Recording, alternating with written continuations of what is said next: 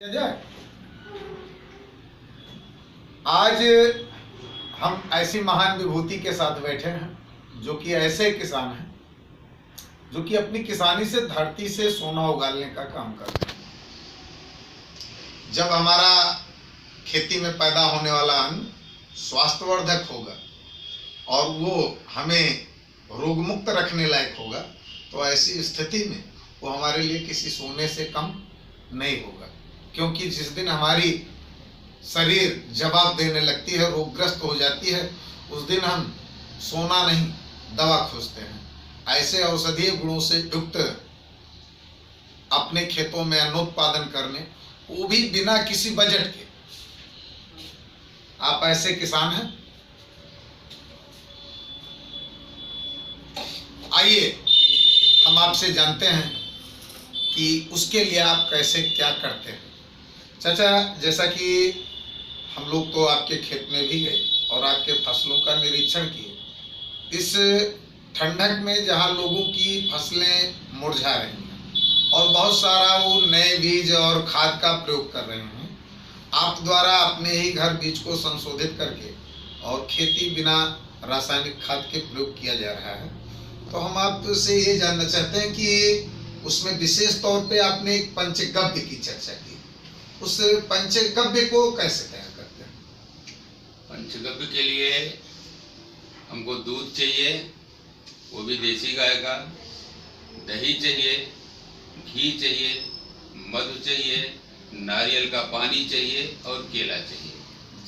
ये 5 चीज़ों की जरूरत होती है। उसमें होता क्या है कि ये पंच तत्व जो ताकत हमारे पूर्वजों ने पहचाना, हमें जो दिखाया गया आज तक कि भगवान शिव को पंचगव्य से स्नान कराया जाता है। हम तो खाली कर्म कांड से जुड़े रहे, इसको हमने कभी ये नहीं देखा वैज्ञानिक कि इसमें है क्या। जो हमको बताया गया, सिखाया गया, वही हम करते हैं। लेकिन जब किसी ने हमको इस पर वैज्ञानिक तत्व की खोज करके वो बताया, तो फिर इसको हम करना शुरू किए। जिन तत्वों की आप चर्चा किए कि इनसे बनाते हैं, उनकी मात्रा क्या होगी? वो मात्रा यह है कि 10 किलो गोबर, 10 किलो मूत्र। गोबर को पहले आप जो है ले लें, देसी गाय के गोबर को, उसमें आधा किलो देसी घी खूब जो है महामृत्युंजय जाप के साथ उसको रगड़ें। वो मिला करके एक टप में अलग रखते हैं।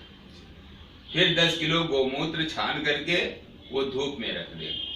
गोबर को छाये में रखेंगे और मूत्र को धूप में रखेंगे। फिर इसके बाद 2.5 किलो दूध, वो उसमें जो है मधु डाल करके वो अलग रख दें। 2.5 किलो दही में 1 दर्जन केला आप डाल करके अलग रख दें। फिर जो है उसी में नारियल का पानी रख दें, एक नारियल। हाँ, इतनी चीजें आप रख दें। 48 घंटे बाद ये सारी चीजें आप एक में मिलाएं। मिलाने के बाद फिर आप जो है इसको रोज 10-12 बार सीधी और 10-12 बार उल्टी दिशा में चलाते रहें। 1 हफ्ते बाद ये आपका रसायन तैयार हो गया। इसको आप 200 लीटर पानी में डाल दीजिए और इसको जो है 15% 20% मतलब 20 लीटर ये 100 लीटर पानी में डालेंगे, तो यूरिया, पोटास, जिंक, आयरन, जितने तत्व चाहिए पौधों को, वो सारी चीजें इसमें मौजूद हैं। वो सारी चीजें मौजूद हैं। हरी हो जाएंगी पौधे, आप विकास हो जाएगा उसमें, सब कुछ इसमें मिल जाएगा उसको। अच्छा, जैसे आप ये रोग रहित अनाज उत्पादन करते हैं, तो रासायनिक उत्पादन से कहीं आपके खेतों में तो कम उत्पादन हो नहीं रहा है। मैं ये जानना चाहता हूँ कि आपके अनाज और जो रासायनिक खादों से अनाज उत्पन्न हो रहा है, उसकी कीमत में तो कुछ अंतर होगा? देखिए, हर साल में जो जब आप 5-7 साल हो गए, 5-7 सालों में जिन लोगों को हमने खिलाया, उन्होंने पसंद किया, फिर उन्होंने हमसे मांग शुरू की। तो चूंकि हमारे पास ज्यादा उत्पादन नहीं होता है, जैसे 40-50 कुंटल हुआ तो 40-50 लोग भर का भी नहीं होता है, इसलिए हम बाहर भेज नहीं पा रहे हूँ।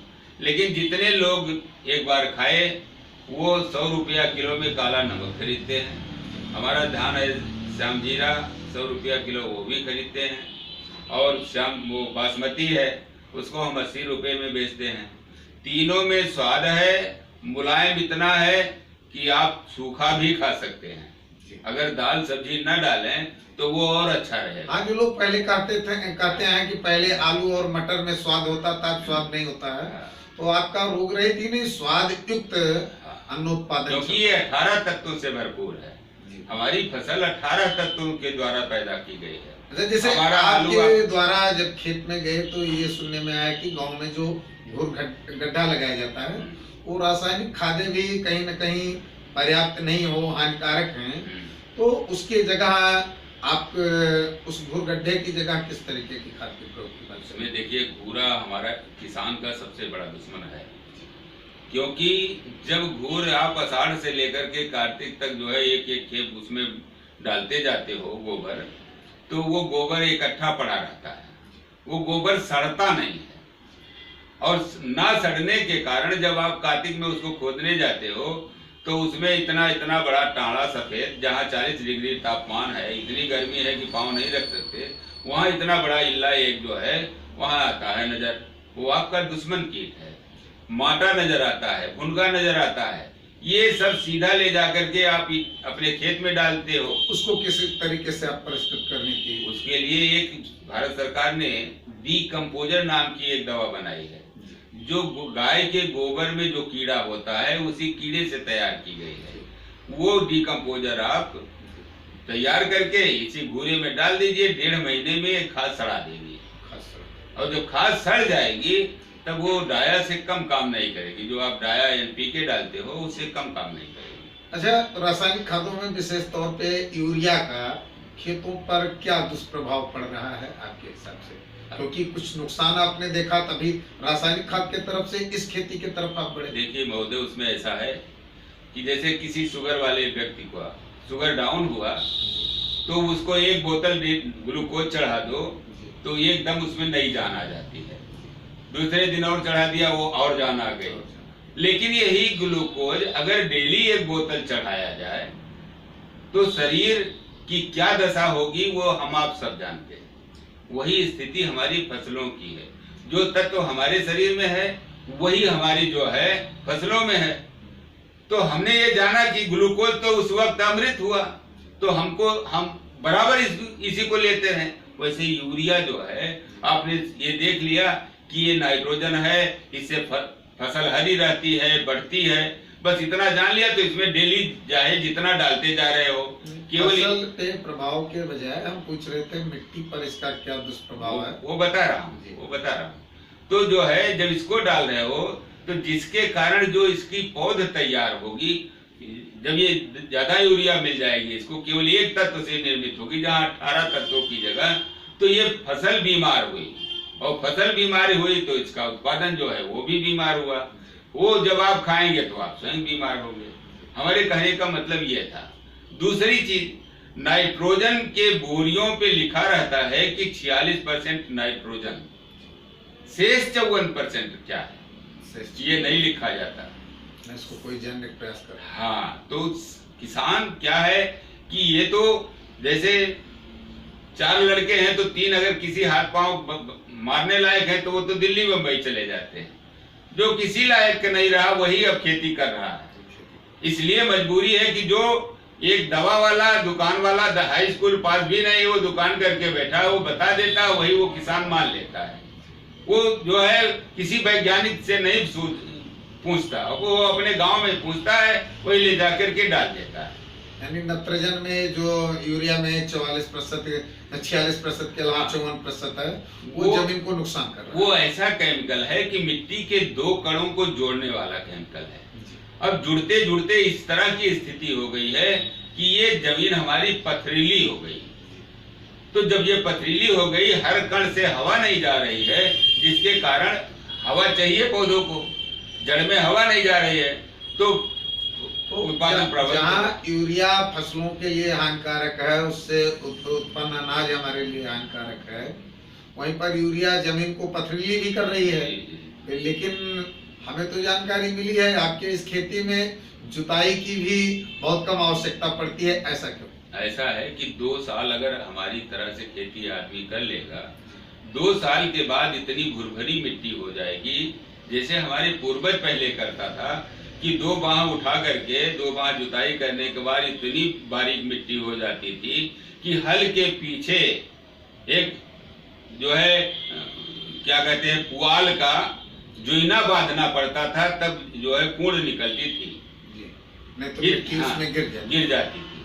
वो स्थिति थी। और आज ढेला गिरता है सब। पहले जो है हम लकड़ी के खोपी से अपना हल जो बना करके जुताई करते थे। आज आपका ये जो सुगंधिम पुष्टिवर्धनम के मंत्र से बना हुआ पंचगव्य है, ये जमीन को भी भुरभुरी बना देता है। 2 साल के बाद जुताई भी नहीं करनी पड़ेगी। 2 साल के बाद गारंटी है कि जुताई नहीं करनी पड़ेगी, निराई नहीं करनी पड़ेगी। किसानों के लिए एक अंतिम बात आपसे हम जानना चाहेंगे कि जैसे आज के समाज में है, क्या लोग जानते हैं अंग्रेजी दवाइयाँ हम जिन रोगों के लिए खाते हैं उसमें फायदेमंद तो होती हैं, लेकिन उसका कहीं न कहीं साइड इफेक्ट होता है, लेकिन फिर भी लोग तत्काल राहत के लिए अंग्रेजी दवाई खाते हैं। तो जैसे मान लीजिए किसी को आपकी इस पद्धति से पंचगव्य बनाना है या गोबर सड़ाना है, कुछ करना है, उन्हें मुश्किल लगता है, करना तो चाहते हैं, तो क्या ये चीजें आपके जरिए वो आपसे संपर्क करें तो उनको उपलब्ध कराया जा सकता है? बिल्कुल, हम सहर्ष तैयार हैं। हमारा खेत देखें, हम बताने को तैयार हैं, उनके घर पर जाकर सिखाने को तैयार हैं। 7 साल से मैं यही कह रहा हूँ कि आप इस पे आ जाइए, क्योंकि हम भोजन के लिए ही सारी दिनचर्या करते हैं, और भोजन में जहर स्वयं खाएं, समाज को जहर खिलावें, ये हमारा अधिकार नहीं है। इसलिए हम चाहेंगे कि जो है ये स्वस्थ समाज हो, जिससे स्वस्थ विकास हो, इसलिए मैं इस खेती को कर रहा हूँ। किसान साथियों, जैसा कि आप जान रहे हैं कि चाचा जी ने खेती के ही बल पर अपना एक क्षेत्र में न केवल नाम स्थापित किया है, अपितु उन्होंने अपना एक साम्राज्य भी बना रखा है। इनके पास किसी चीज की कमी नहीं है, फिर भी ये लगे रहते हैं कि कैसे हमारे देश का, हमारे समाज का किसान उन्नत हो, कैसे उसकी खेती 0 बजट पर तैयार हो, और कैसे किसान अपनी धरती से सोना उगालने का काम कर सके। केवल हम गाने में ही ना सुने कि ये मेरे देश की धरती सोना उगले उगले हीरे मोती। वास्तव में यदि आपकी पद्धति से लोग चलें तो खेतों से अन्न के रूप में सोना उत्पन्न होगा, और उसके लिए हम आप मिलकर के आपका सहयोग करने को, आपका साथ देने को तैयार हैं।